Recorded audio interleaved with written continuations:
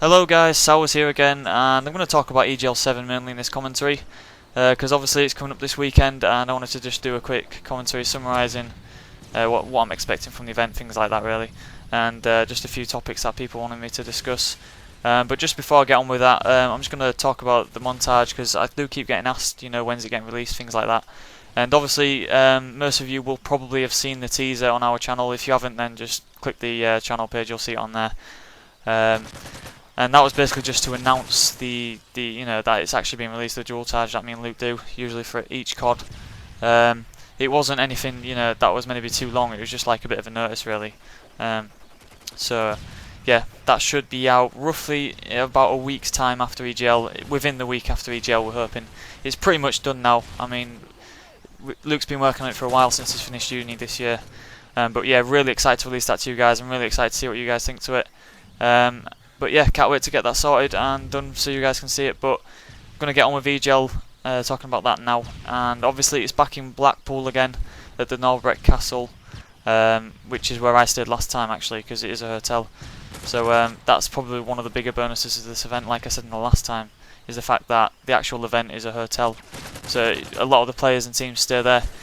But yeah, this time round, Optic and Fear are attending, so obviously two of the top American teams are coming over to EGL, which is great to see. I mean, I think Collapse and Envy were looking to come over, but that's not happened, that's not turned out for them. I don't know why, probably for different reasons. I think Collapse, I think there was some sort of issues with their passports or something, I'm not sure, but and I'm not sure what it was with Envy, but I think we'll probably hopefully see Envy coming out on Black Ops 2. It may be EGL8. I think Collapse are looking to come EGL8, but to see Fear coming over is great. The more American teams coming over it's good to see, obviously. But as a lot of people have been talking about, it's gonna be quite strange to see how the bracket works, because obviously Fear haven't been to an EGL before, so they're going to go into the tournament unseeded.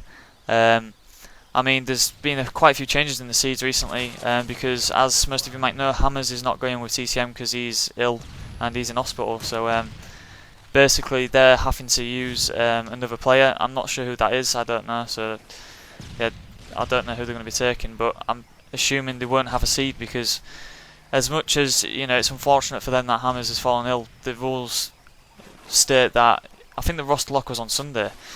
And basically what a roster lock does is it means once you've submitted your rosters, if you change that roster you will lose all your seed points, which is really unfortunate for TCM, but that's just how it is.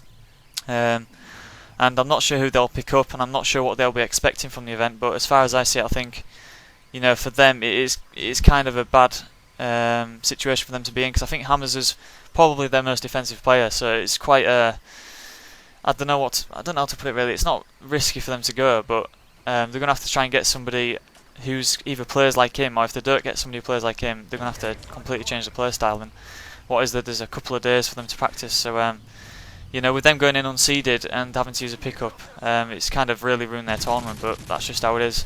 It's unfortunate, but I did get a lot of people asking what should they do about TCM seeds, and people discussing it.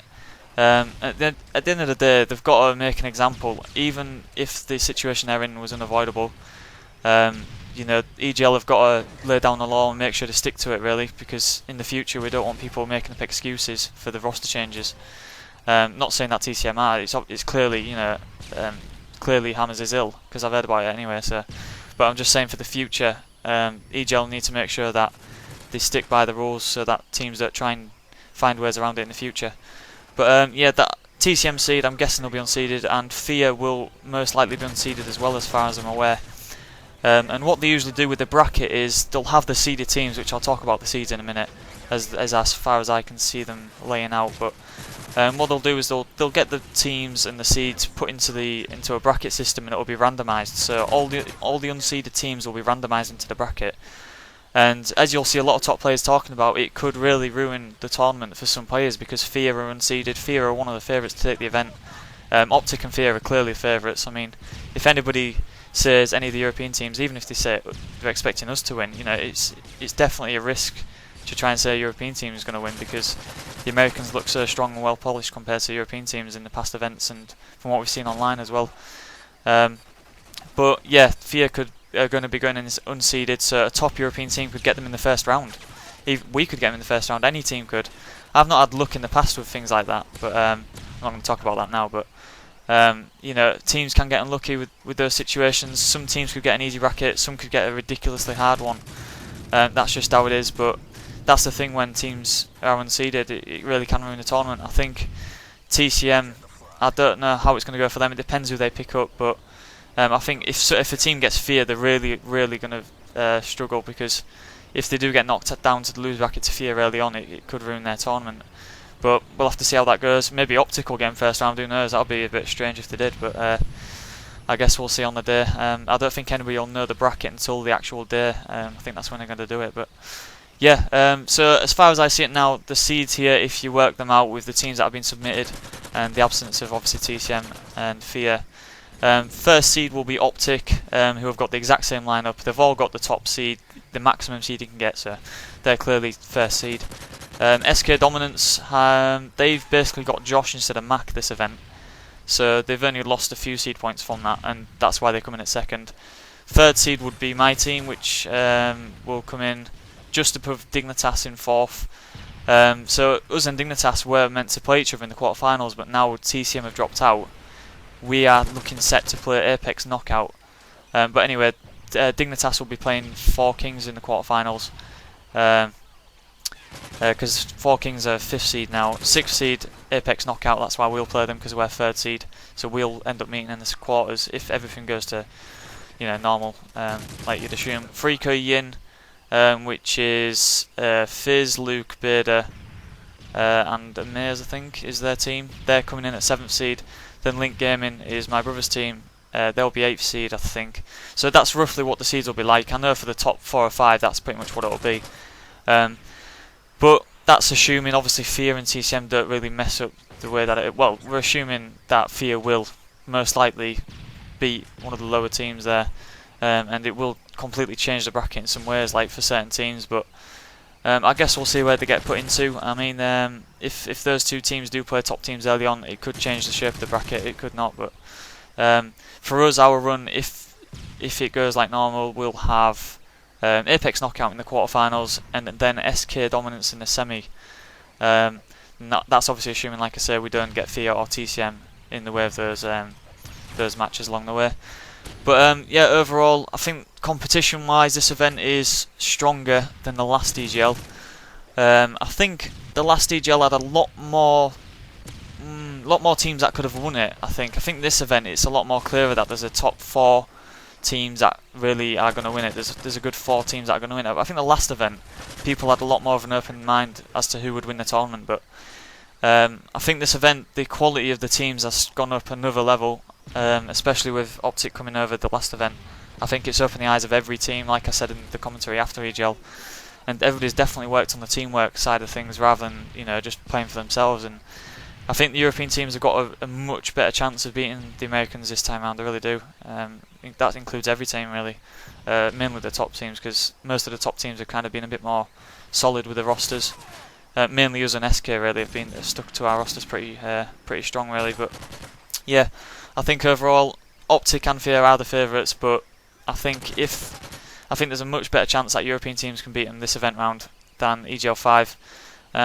But just from playing scrims you can tell, I mean, that European teams have come on a long way. Even when you watch them playing Americans, even if there is connection issues online, you can see that the gap has been closed, there's no doubt about it. It's just whether, you know, we can actually put up a better fight. I mean, last event round we did get unlucky against Optic in some ways, but at the end of the day we weren't good enough to beat them, so we'll see this time round if we do play them. If we're going to play Optic again, we'll end up meeting in the final. That's the only way we could play them, unless we met in the loser bracket. So the winner bracket final is the only place we can meet them, because we're on the opposite side of the bracket now. So I guess we'll see if we'll play them again on the day.